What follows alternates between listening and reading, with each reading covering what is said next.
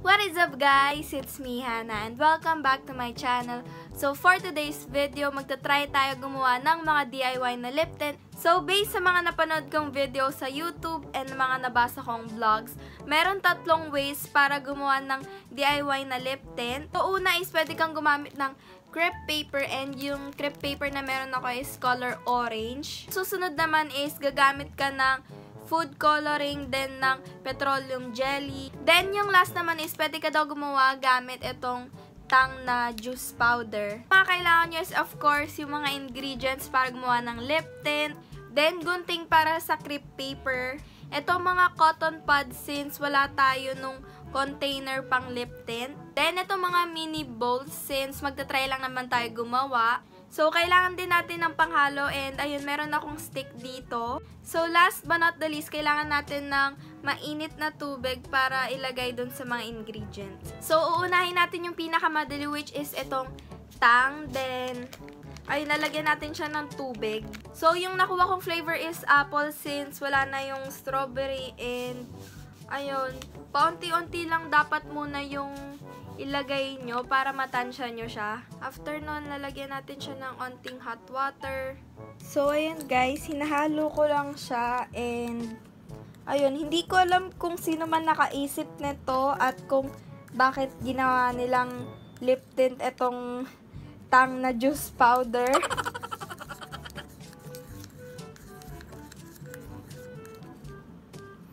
As you can see, medyo thick yung parang texture niya.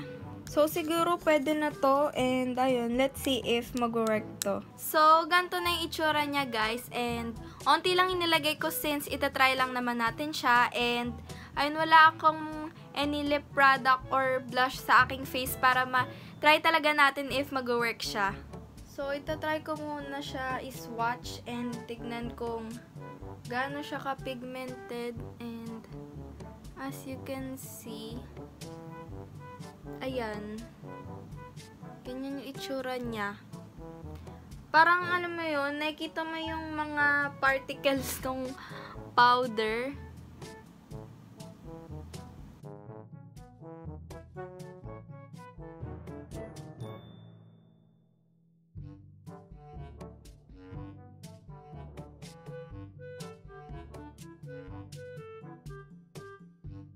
Ganito yung itsura niya, guys. And, ayun, medyo malagkit siya sa feeling. Lalasahan ko siya. So, parang gusto ko siyang kainin. So, after 3 to 5 minutes, ayan, ganito yung itsura niya. And, ayun, medyo sticky lang talaga siya. Pero, ayun, effective siya, guys. Sobrang sticky niya. Pero kung tutuusin, ayan, pwede talaga siyang pang lip tint. Biruin nyo yun, bumili lang kayo ng tang sa tindahan nyo, meron na kayong lip tint. So, iti-test naman natin siya if mag-work siya for the cheeks. Ayan, paunti-unti lang para ma-blend natin siya.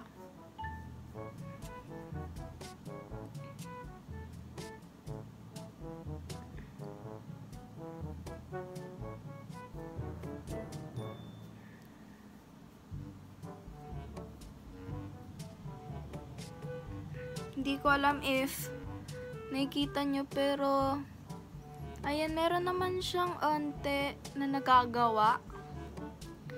Pero ang lagkit niya. Siguro, damihan nyo lang yung tubig kasi yung sa akin, mas gusto kong malapot para mas madami yung pigment niya.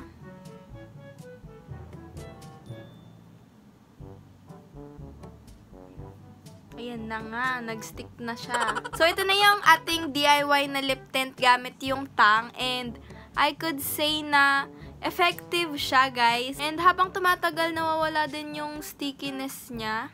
So, ayan, ito yung itsura niya sa cheeks. And, medyo mahirap lang siya i-blend kasi sobrang bilis niyang matuyo. So, kung tutuusin, long-lasting siya, guys, kasi hindi agad-agad siya natatanggal pag pinatagal mo. And kahit basahin ko siya, hindi siya agad natatanggal. So, ayun, na-shocked ako. Sarap niya talagang kainin, guys.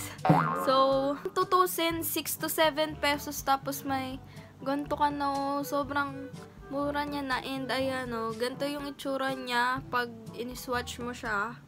So, yung next naman na DIY na itatry natin is itong red na food coloring, then itong petroleum jelly. Maglagay na ulit ako ng tubig and sabi, maglagay ng onting amount ng petroleum jelly, then ng food coloring. So, ito yung tsura niya guys, and ayun, paghahalo ko muna tong water and itong petroleum jelly. So, ayan.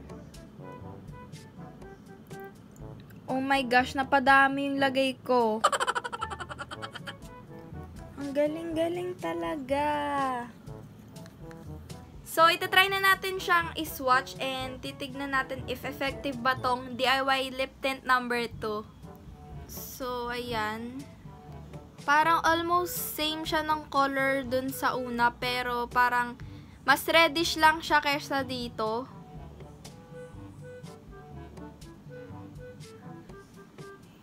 Ang ganda niya, in fairness. Ganda niya, ha?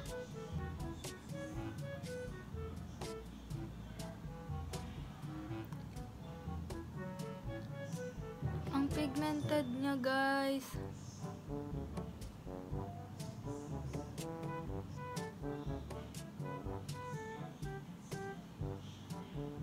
So, ayan. Dalawang coats lagi yung nilalagay ko para mas pigmented siya and para mas makita nyo siya. Ayun yung itsura niya guys. Oh, sobrang pigmented niya. So, ayun, wala siyang lasa of course. Pero yung napansin ko lang dito is parang nagdadry yung gilid ng lips ko as you can see. Ayan ah. Yung parang sa gitna lang siya nagsistay. Ayun, titignan ko if blendable ba siya. Ayan guys, blendable siya. Try ko din siya sa cheeks ko if maganda siya.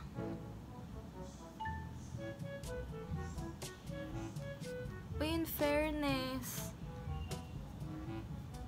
madali lang din siya matuyo, kaya dapat bilisan niyo yung pag-blend.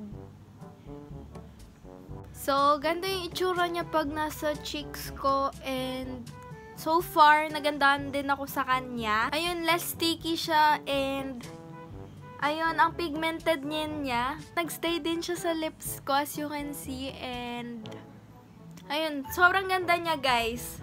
Para ka naka-drunk blush dito. So, yung last but not the least, itatry natin itong DIY na lip tint gamit itong crepe paper and ayun, sa halagang 14 pesos, pwede ka na magkaroon ng lip tint. Since sa national siya galing, medyo may pagkamahalan, pero pag bumili ka sa mga tindahan, parang I think nasa 8 to 10 pesos lang siya. So, ang gagawin ko muna is gugupit ako ng mga strips para, ayun, i-absorb ng tubig tong mga strips na to and, ayun, para magawa din natin tong DIY lip tint. So, hinuli ko to kasi ito yung pinakadugyot na DIY sa paggawa ng lip tint. Ayun na nga, ito yung ating bowl na may tubig and ang gagawin natin is ipapa-absorb natin siya. Ayan, 'di ba guys? Oh.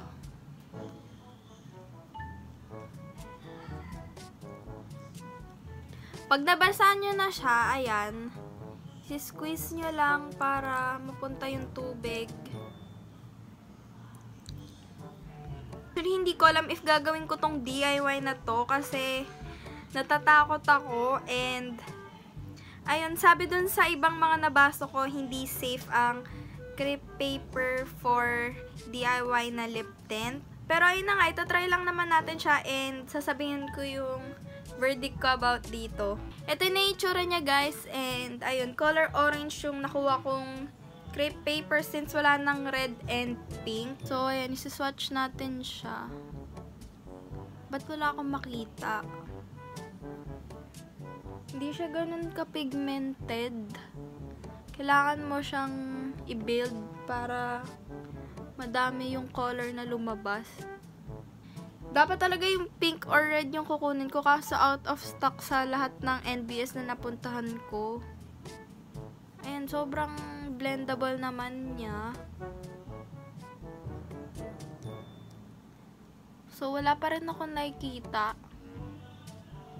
Para lang ako nag-lip balm. Tapos sobrang watery niya sa lips.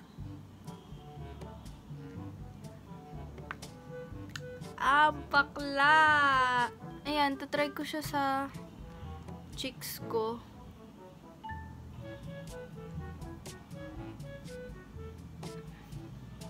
Feeling ko sobrang fail nitong crepe paper na to.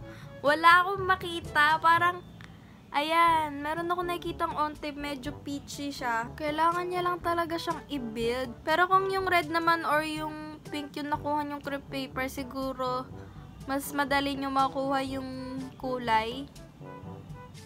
Sadyang wala lang talagang pigment tong orange na crepe paper. Ayan. So, ito na yung ating finish look and ayun, medyo parang peachy lang yung kulay niya. Pero, ayun nga, parang di ko siya trip. Sobrang dry niya sa lips and ayun, blendable naman siya pero ayun lang, hindi ko talaga siya gusto. Parang naglalagay ka lang ng papel sa labi mo. So, para sa DIY na to, parang mas gusto pang gumamit nung tang kesa dito since ayun nga, nakaka-dry siya ng lips and hindi ko ma-advise na gamitin nyo yung crepe paper para sa DIY na lip tint. And ayun nga, mas mura din yung tang and pwede mo pa siyang kainin since edible siya. So, para dun sa dalawang DIY na lip tint na ginawa natin, medyo na-impress ako dun since super pigmented niya and ayun, ang blendable din niya. As you can see, ayun o.